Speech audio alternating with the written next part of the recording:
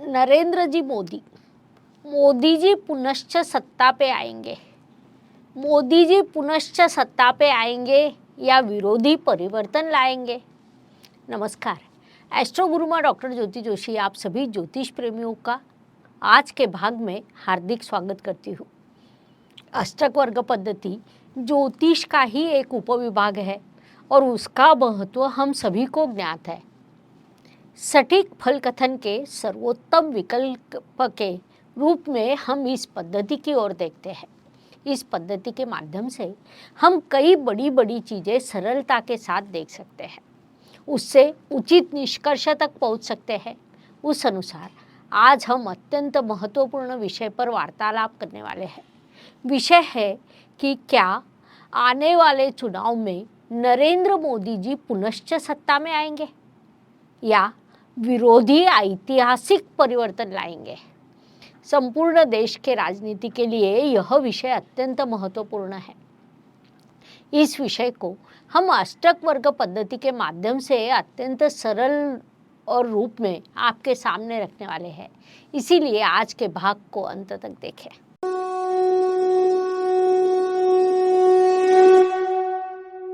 अगले वर्ष अर्थात 2024 में होने वाले चुनाव है। वास्तव में देखा जाए तो उसके लिए अभी बहुत समय शेष है, लेकिन फिर भी अभी से उसकी जोरदार बातें हो रही है। अर्थात चुनाव में क्या होगा, वर्तमान की सत्ता रहेगी या परिवर्तन होगा, इस पर बड़ा वार्तालाप हो रहा है। हम भी अष्टक वर्ग पद्धति के माध्यम से उस पर आज वार्तालाप करेंगे।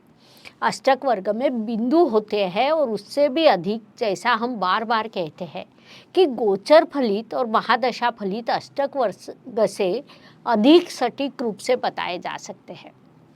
वास्तव में उसका ही हम आज अध्ययन करने वाले हैं। चुनाव का विषय जब भी निकलता है तब सभी के सामने एक नाम अवश्य आता है। वह नाम है अपने देश के पंतप्रधान नरेंद्र जी मोदी का। उसके बाद अमित शाह, योगी आदित्यनाथ, अरविंद जी केजरीवाल, राहुल जी गांधी, ममता जी बनर्जी और महाराष्ट्र राज्य का विचार करें तो देवेंद्र जी फडणवीस। इस प्रकार कई नाम सामने आते हैं। संक्षेप में जब हम चुनाव का विचार करते हैं तब हमें इन सभी पर विचार करना पड़ेगा, तभी हम उचित दिशा में आगे बढ़ते हैं।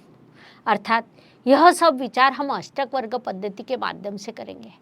अष्टक वर्ग से मिलने वाले बिंदु और गोचर फलित यह विषय होने के कारण इस पद्धति से कौन से परिणाम मिलते हैं इसका हम अध्ययन करने वाले हैं। सामान्य रूप में चुनाव मई 2024 को होंगे, अर्थात यह केवल एक प्राथमिक अंदाजा है। तारीख के संदर्भ में हम निश्चित रूप से कह नहीं सकते।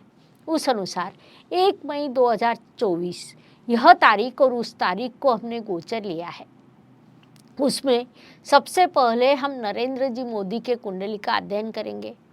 उस दिन का गोचर फल कौन सी दिशा में दिख रहा है इसका हम अध्ययन करेंगे।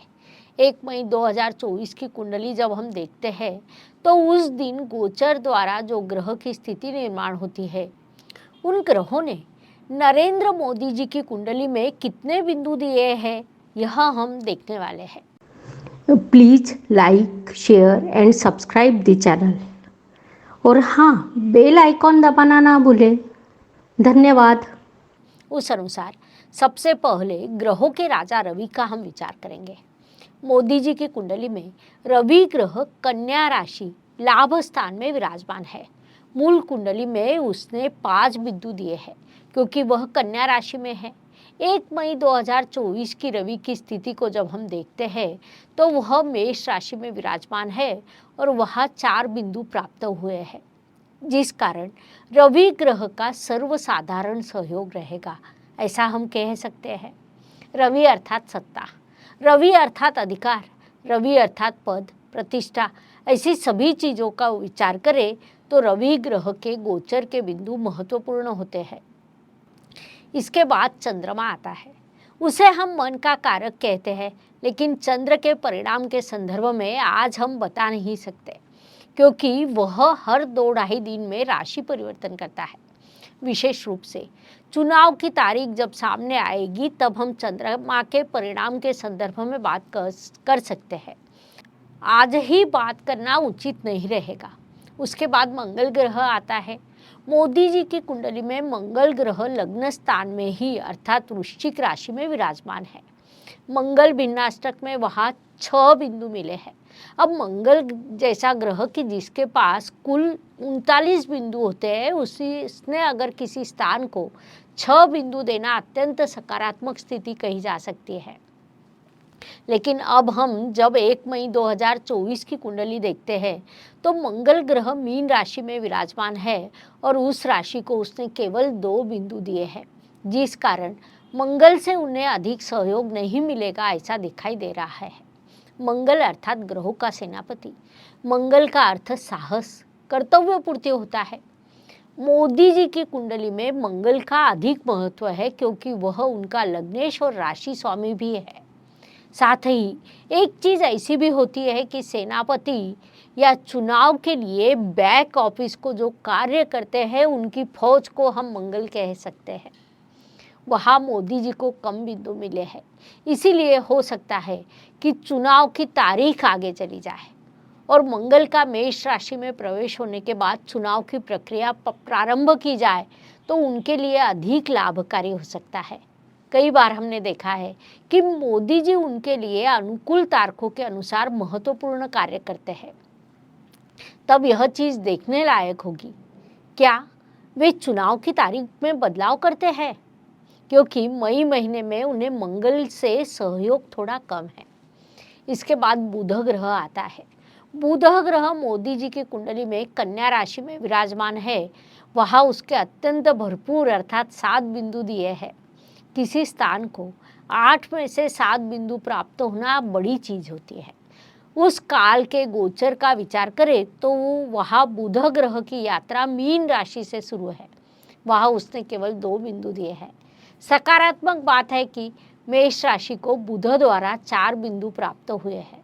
संक्षेप में इसमें भी हमारे ध्यान में आता है कि चुनाव की तारीख में बदलाव होने की संभावना अधिक है।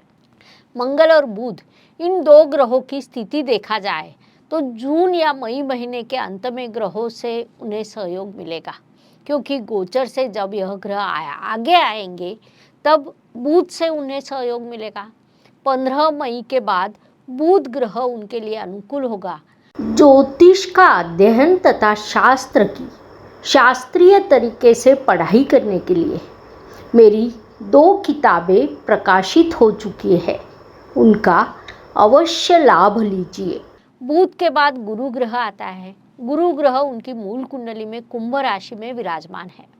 कुंभ राशि में गुरु द्वारा 4 बिंदु प्राप्त है। गोचर से जब हम देखते हैं तो 1 मई 2024 को गुरु ग्रह मेष राशि में विराजमान है। उस काल में गुरु भिन्नाष्टक में मेष राशि को 4 बिंदु मिले हैं। उससे भी महत्वपूर्ण बात है कि वृषभ राशि को मोदी जी के गुरु भिन्नाष्टक में 7 बिंदु मिले हैं। साथ ही गुरु शीघ्र ही राशि परिवर्तन करेगा। 2 मई को वह वृषभ राशि में रहेगा, अर्थात वह भी ऐसा दिखाई देता है कि 15 मई के बाद चुनाव मोदी जी के लिए ज़्यादा अनुकूल रहेगा। एक और चीज़ के बारे में हमें विचार करना पड़ेगा कि मोदी जी के कुंडली में गुरु ग्रह चतुर्थेश है।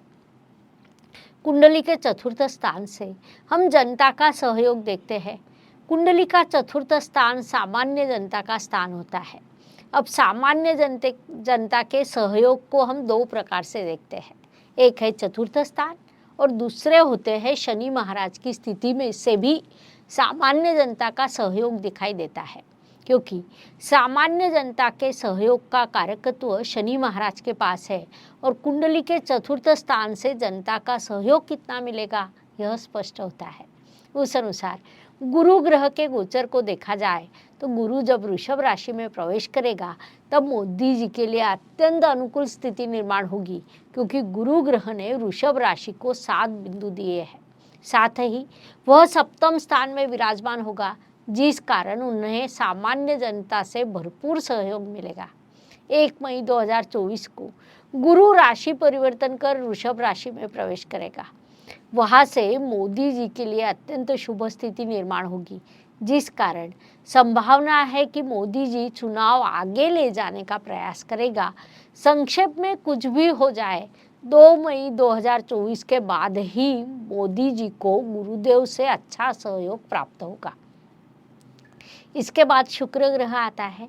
शुक्र ग्रह से कलाकार और महिला वर्ग के वोट देखे जाते हैं। मोदी जी के कुंडली में शुक्र ग्रह सिंह राशि में विराजमान है और वहाँ केवल 2 बिंदु प्राप्त हुए हैं। गोचर का विचार करें तो तब शुक्र का गोचर मेष राशि से शुरू रहेगा। वहाँ 4 बिंदु प्राप्त हुए हैं, उसे हम एक सकारात्मक स्थिति कह सकते हैं। इसके बाद हम शनि महाराज की स्थिति को देखेंगे। मोदी जी की मूल कुंडली में शनि महाराज सिंह राशि में विराजमान है और वहाँ 3 बिंदु प्राप्त हुए हैं। गोचर का विचार करें तो तब उनकी यात्रा कुंभ राशि से शुरू है और वहाँ केवल 2 बिंदु प्राप्त है। उसे हम एक बड़ी नकारात्मक स्थिति कह सकते हैं, क्योंकि शनि देव सामान्य जनता के कारक माने जाते हैं और राजनीति में सामान्य जनता का सहयोग महत्वपूर्ण होता है। अर्थात मोदी जी की अब तक राजनीतिक यात्रा को जो देखा जाए तो सामान्य जनता से उन्हें बड़ा सहयोग मिला है। उसके बल पर उन्होंने इतनी बड़ी सफलता प्राप्त की, जिस कारण यह हमें थोड़ा अधिक सखोलता से विचार करना पड़ेगा कि यह बिंदु कौन से ग्रहों द्वारा प्राप्त हुए हैं। उसके लिए हम शनि भिन्नाष्टक देखेंगे, उसमें कौन से ग्रह द्वारा बिंदु मिले हैं और उनकी कक्षा कौन सी है, यह देखा जाए तो हम अधिक सटीकता की ओर जा सकते हैं। उस अनुसार शनि भिन्नाष्टक में कुंभ राशि को प्राप्त 2 बिंदुओं में से एक बिंदु बुध ग्रह द्वारा और दूसरा बिंदु लग्न द्वारा प्राप्त हुआ है। ग्रहों की कक्षाओं का अध्ययन हम इससे पहले कर चुके हैं। बुध ग्रह की कक्षा 18° 45 कला से 24° 30 तक होती है। 1 मई 2024 के गोचर का विचार करें तो तब वे 22° से यात्रा कर रहे हैं, अर्थात उनकी यात्रा बुध ग्रह की कक्षा से शुरू है। उसे हम अत्यंत बड़ी सकारात्मक स्थिति कह सकते हैं, अर्थात यह मोदी जी को शनि देव का बल प्राप्त होते हुए दिखाई दे रहा है। कुल मिलाकर विचार करें तो 15 मई 2024 के बाद मंगल, बुध और गुरु, इन तीनों ग्रहों का मोदी जी को बड़ा सहयोग प्राप्त होगा। संक्षेप में 15 मई के बाद अत्यंत सकारात्मक ग्रह स्थिति मोदी जी के लिए निर्माण होगी, ऐसा अष्टक वर्ग में प्राप्त बिंदुओं को देखकर हम कह सकते हैं। गोचर के बाद कोई महत्वपूर्ण विभाग है तो वह महादशा होती है। इस काल में मोदी जी को मंगल ग्रह की महादशा शुरू है और उसमें शनि की अंतर्दशा है। जैसा हम पहले भी स्पष्ट कर चुके कि 15 मई के बाद शनि और मंगल उनके लिए सकारात्मक रहेंगे, अर्थात 15 मई के बाद यदि चुनाव होते हैं तो गोचर और महादशा के अनुसार अष्टक वर्ग के बिंदुओं का विचार करें तो मोदी जी के लिए अत्यंत सकारात्मक स्थिति निर्माण होगी, ऐसा हम कह सकते हैं। या हम 2 पद्धतियों से मेजरमेंट लगाते हैं।